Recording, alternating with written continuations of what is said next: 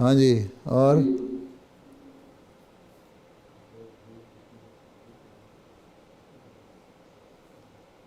السلام علیکم پیارے حضور. وعلیکم السلام. خاکسار کا نام مرزا مشہود احمد ہے.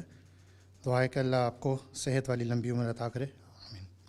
حضور، آپ آج کل عورتوں کے حقوق کے بارے میں بھی خطاب فرماتے ہیں. آپ نے بتایا ہے کہ وہ اپنے خاوندوں سے کن باتوں کا مطالبہ کر سکتی ہیں. اس طرح آپ نے بتایا ہے کہ قوام ہونے کے ناطے خاوند کے کیا فرائض ہیں. حضور، میرا سوال یہ ہے کہ عورتوں کے کیا فرائض ہیں خاوند اور اس کی فیملی کے آگے؟ مرد کے اپنی بیوی پر کیا حقوق ہیں؟ بات یہ ہے کہ پہلی بات یہ تو یہ ہے کہ آپ کہتے ہیں کہ آج کل آپ عورتوں کے حقوق کی بات کرتے ہیں.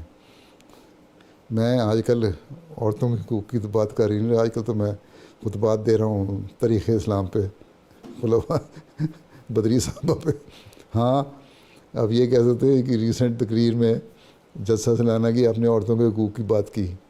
ٹھیک ہے، تو اس سے پہلے میرے خطبات اگر اسی تقریر کو آپ غور سے سنیں، اس کو بات کو چھوڑیں کہ میں پہلے کیا کچھ کہہ چکا ہوں عورتوں کو، کس طرح کہ ان کو اپنے فرائض ادا کرنے چاہیے ہیں.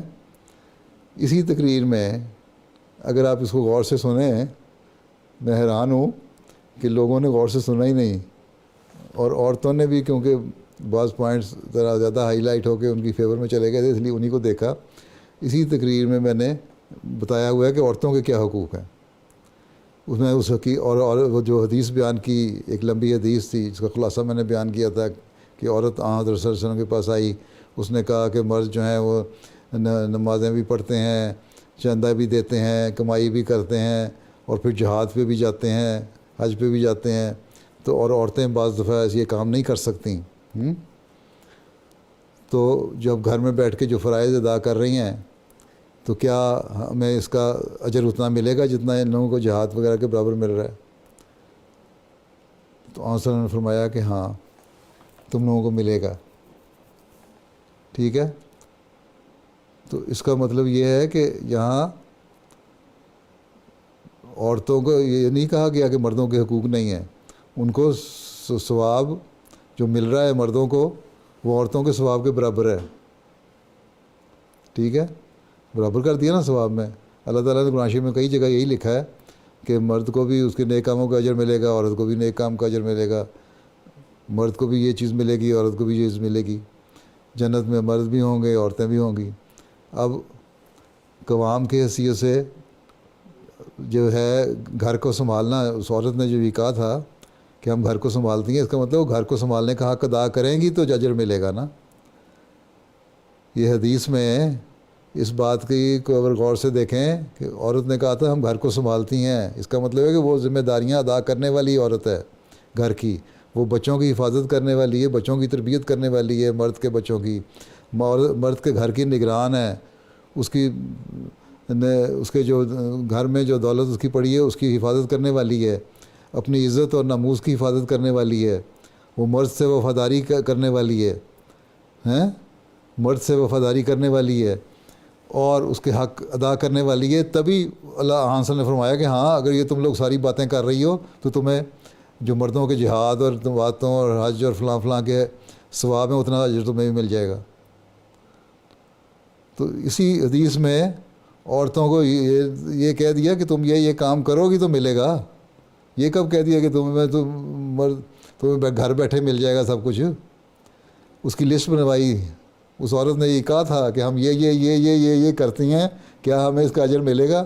ہاں، اگر تم واقعی یہ کرتی ہو، اگر تم بچوں کی صحیح تربیت کر رہی ہو، تم خاوند کے گھر کی حفاظت کر رہی ہو، اس کے پیچھے اس کے اپنی عزت کا خیال رکھ رہی ہو، اور اس کے پیسے کی حفاظت کر رہی ہو، اس کی دولت کی حفاظت کر رہی ہو، اور ہر طرح سے اس کی خدمت کر رہی ہو، تو تمہیں یقیناً ثواب ملے گا اتنا ہی جتنا مردوں کو جہاد کا ثواب ملتا ہے. ذمہ داری سے ڈال دی. آپ کہاں سے کہتے ہیں کہ میں نے صرف عورتوں کے حق کی بات کی؟